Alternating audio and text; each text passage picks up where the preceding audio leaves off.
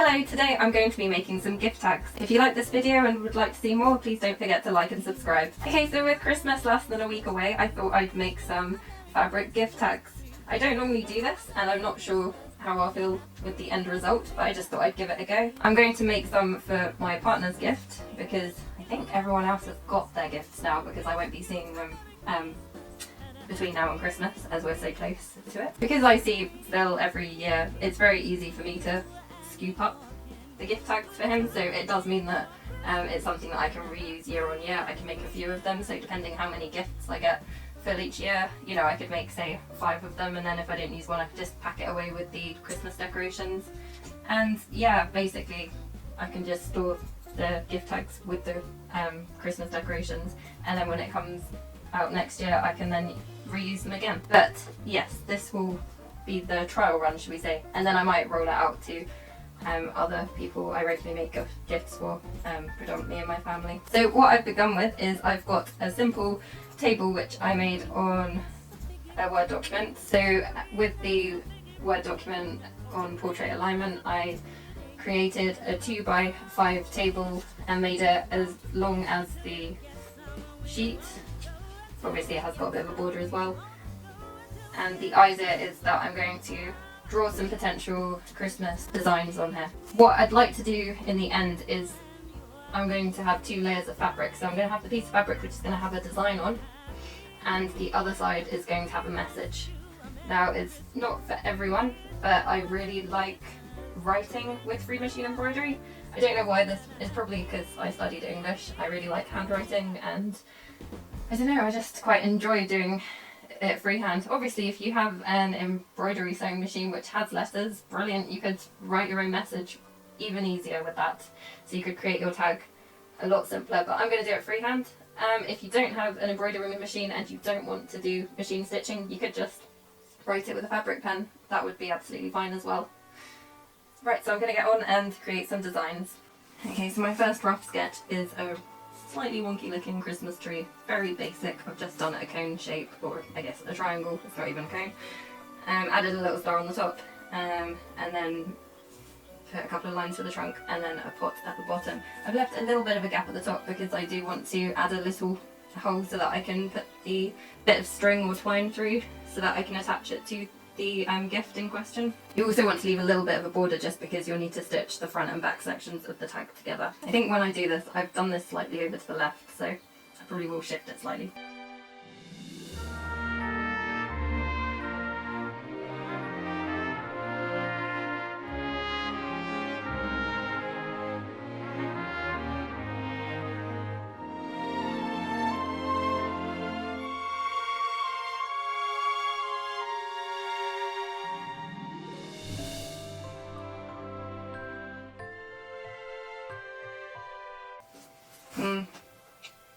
My reindeer kind of looks like a pig with antlers.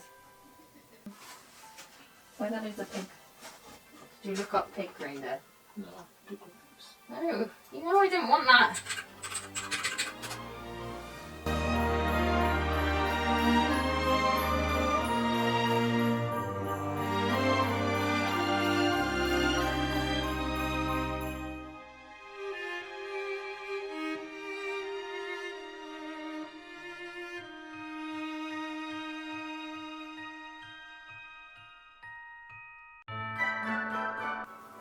Okay, so Google Images helped. Yeah, looks a lot better. Still looks a bit rubbish, but... Okay, so I've drawn out a few designs. Some of them I'm not going to use because I'm not that keen on them. So, the ones I do like to start with, I guess, I'm quite fond of the stag design, the bear silhouette, the Christmas pudding, I think the Christmas bauble would be good, and the snowman. And possibly this simple version of a Christmas tree, so it will just be a line basically. But I'll probably use a metallic thread potentially, and possibly on a darker fabric for it to stand out. Well, actually even in a regular thread it will probably look quite nice, or just in a green. So I think they're right. The others are a bit of a mess. I think I was trying to do the squiggle version of the Christmas tree without drawing a draft cone shape. keep saying cone, it's a triangle shape, without drawing a triangle shape first, so I just ended up doing a squiggly line. I don't mind this Christmas tree too much. I may possibly default to it, or perhaps adapt it and use it as a design. There's also my first attempt at a stag, which looks like a pig with antlers on, or perhaps a small dog, I'm not sure. And then I've done this, which I think in theory would be quite a nice idea, which is a few different Christmas baubles on the tag, but they're not really lined up very nicely. And I think if I did do it, I'd probably just stitch buttons on and then add a little tag to those, or stitch a bit. So for now, I think I'll leave that one.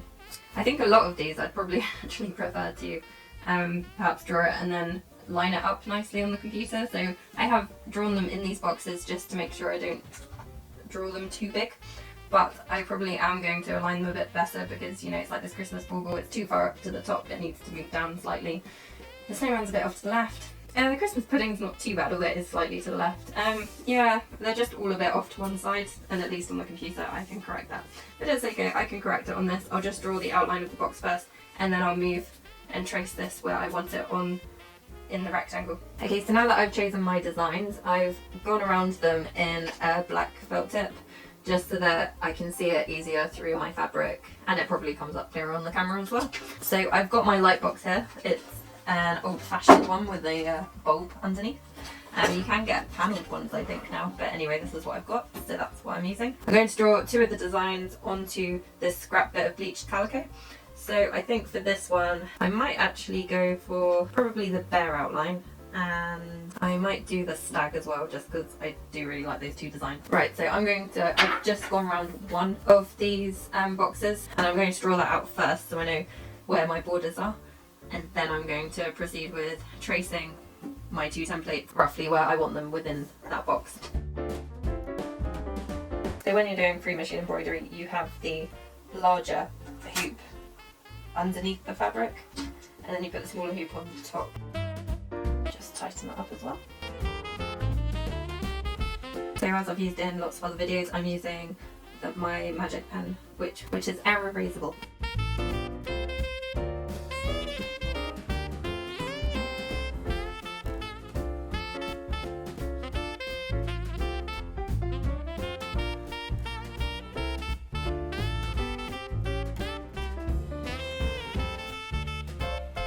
Now I'm going to move over to the sewing machine and stitch the outlines for both of these. So I'll probably just do outlines on this occasion, but obviously you could applique both of them. You could get, you know, a suitable fabric to do the main body of the bear. That would be quite nice. Same with the stag really. You could just do a silhouette of a stag. But yeah, I'll just move over to the sewing machine now.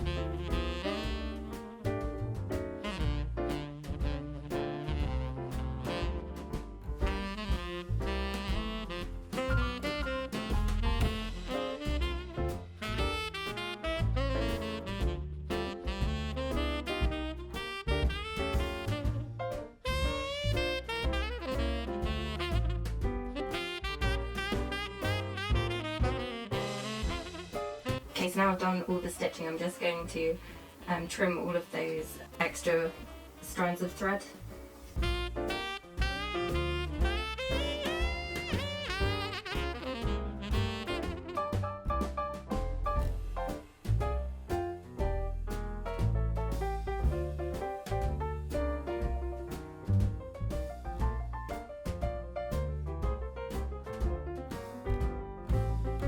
Okay, next I'm going to cut out the 4 panels, ready to stitch them up together. What I'm going to do is I'm going to cut one of these out, one that I'm probably not going to use. And I'm going to place it over just to check that it's coming out rectangular, just because my lines are a bit wavy. So.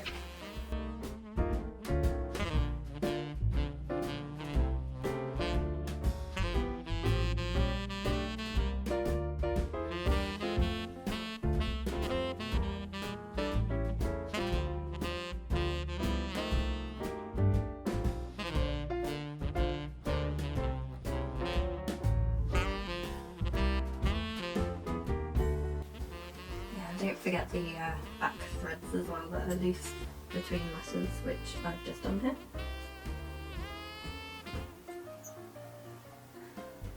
Especially on a light background, you might be able to see some of the threads through, so it's always good practice to remove them anyway.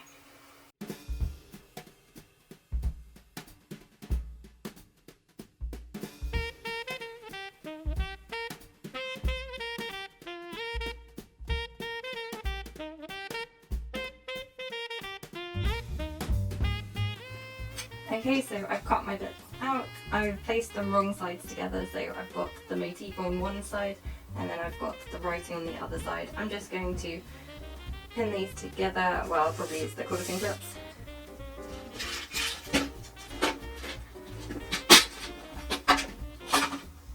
So yeah, I'm just going to roughly pin them together and then I'm going to go back to the sewing machine and just stitch really close to the edge.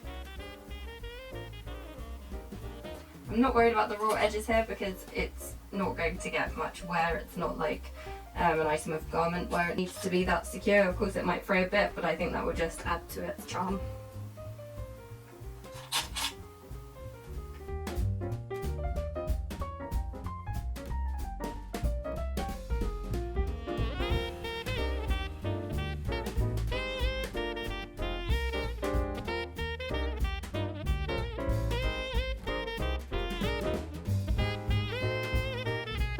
Okay, so just to make the edges a bit more interesting, I've just used my pinking shears to cut right close to the stitching line. I just think this has made them a bit neater. So the final thing to do, I realised I've done them different directions, but anyway, the final thing to do is to add some sort of hole so that I can add some twine and attach it to a gift. Okay, so here's a tool that my mum found in a charity shop. I've not used it before.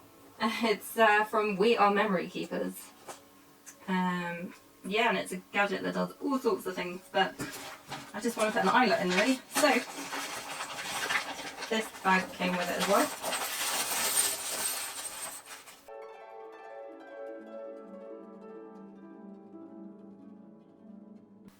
Okay, so I've just got 2 eyelet bases at random here. They're both orange, but that's fine. Okay, so I need to work out how to use this. The first thing I need to do is make a hole, and I think I need to use this side because it's got a smaller, it makes a smaller hole, and these aren't huge, so looking at, okay, so I've made these about 5 centimeters wide, that's good to know. And so I'm going to mark where the hole's going because I can see this going wrong otherwise. Okay, so before you go about, just check what my routing is. I've left quite a gap, which is good. 1, 2. I'm going to try it out roughly there.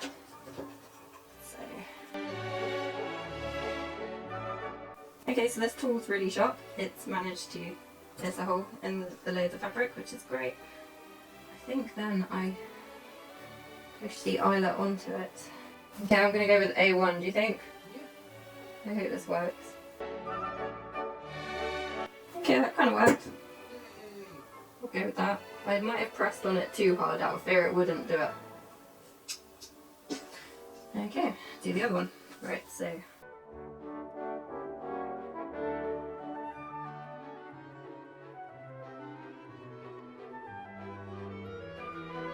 Okay, so there you have it. 2 tags for Christmas gifts, both addressed to Phil on this occasion. Yeah, to you. Okay, so obviously if you don't have an eyelet hole maker or these metal bits to put in there, you could just make a hole. It might not last as long. It depends. If you don't remove the twine, it probably will last a fair amount of time. Trying to think, anything else to bear in mind? Obviously it's quite time consuming, but if you reuse them year after year, that's quite useful. Another idea, if you didn't want to make a gift tag for the gift you're passing on to someone, you could use this method to create little name cards for the table, which obviously, you know, if you invite the same people year on year, you'll get lots of use out of. So the one main issue with this is you can kind of see the other side slightly, probably because I've used white and I've used black thread. To remove that, I guess you could put a layer in the middle just to hide the other side stitching possibly. I don't think it's that bad, but it's something I'd consider in the future. Or perhaps I'd use a different colour for one side of the design, so it could be, you know, the bear could have been on a blue background and then I could have used white for the writing. I hope you enjoyed this video and thanks for watching.